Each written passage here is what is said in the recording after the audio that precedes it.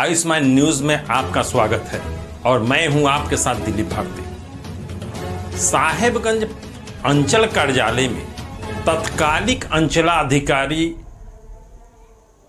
के कार्यकाल में दाखिल खारिज जमाबंदी विभाजन सहित अन्य भूमि विवादित मामलों में इतने बड़े फर्जीवाड़ा हुआ जिसका उद्भेदन अब दर पर हो रहा है और चौंकाने वाला रिपोर्ट हम आपको सुना रहे हैं। खबर सुनिए विस्तार से।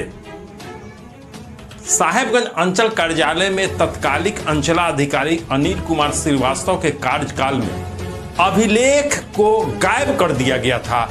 कुछ बचे अभिलेख को आग लग गई थी और वो जलकर राख हो गया था। इस परिस्थिति में एक बहुत बड़ा फर्जीवाड़ा उभर कर सामने आया है। आरटीआई कर्जकर्ता बासदेवपुर सराय निवासी विद्यासागर ने चीफ सेक्रेटरी बिहार सरकार को एक आवेदन लगाते हुए जांच की मांग किया है और मांग में उन्होंने बताया है कि कार्रवाई होनी चाहिए, सिर्फ वो तत्कालिक अंचलाधिकारी पर ही नहीं अपितु उन पर भी कार्रवाई होनी चाहिए जिन लोगों ने इस मामले को विधिवत छुपाने एवं दबाने का कार्य किया है। उन्होंने कहा इस संदर्भ में संबंधित उच्चाधिकारियों को समय समय पर लिखित आवेदन दिए गए। आवेदन के आलोक में जांच हुई। जांच में मामला उभर कर सामने आया, लेकिन कार्रवाई के नाम पर उपलब्धि शून्य रहा। विद्यासागर से हम मिले और विद्यासागर ने जो बात बताई वो वाकई चौंकने वाला था। तो हम विद्यासागर से आपको रूबरू कराते हैं और बताएंगे विद्यासागर कि दरअसल मामला क्या है। ऐसा कि अंचल साहब के तत्कालीन अंचलाधिकारी अनिल कुमार श्रीवास्तव अपने कार्यकाल में दाखिल खाई में बड़े पैमाने पर गड़बड़ी की थी और उन्होंने दाखिल खाई में गड़बड़ी को छिपाने के आशा से बहुत सारे जमाबंदी के अभिलेख जलवा दिए थे, गायब करा दिए थे और तबादला के बाद, ट्रांसफर के बाद अपने साथ लेते गए थे।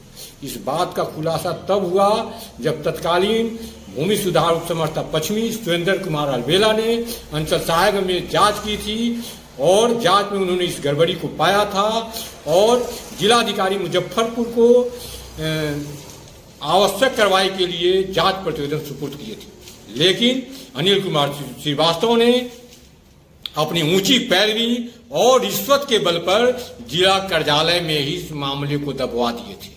मैंने इसकी कई बार जिलाधिकारी मुजफ्फरपुर को, अपर समर्था मुजफ्फरपुर को और भूमि सुधार समर्था पश्चिमी मुजफ्फरपुर को कई बार शिकायत करके, लिखित शिकायत करके आवेदन दिया, लेकिन ये पदाधिकारी इस मामले को दबा रहे हैं और इसके खिलाफ वो जांच होनी चाहिए, कार्रवाई होनी चाहिए। लेकिन ये पदाधिकारी इस मामले को दबाना चाह रहे हैं, दबा रखे हैं। इसलिए मैं इन पदाधिकारियों के खिलाफ माननीय मुख्य सचिव बिहार सरकार पटना को आवेदन दिया है कि इसकी जांच हो और भ्रष्ट पदाधिकारियों पर कार्रवाई हो।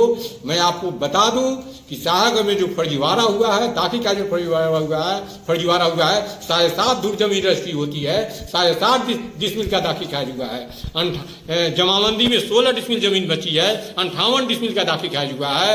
एक क्या कहते हैं, एक एकरनामा है, एकरनामा को सीएलटी बता करके दाखिल खारिज हुआ है।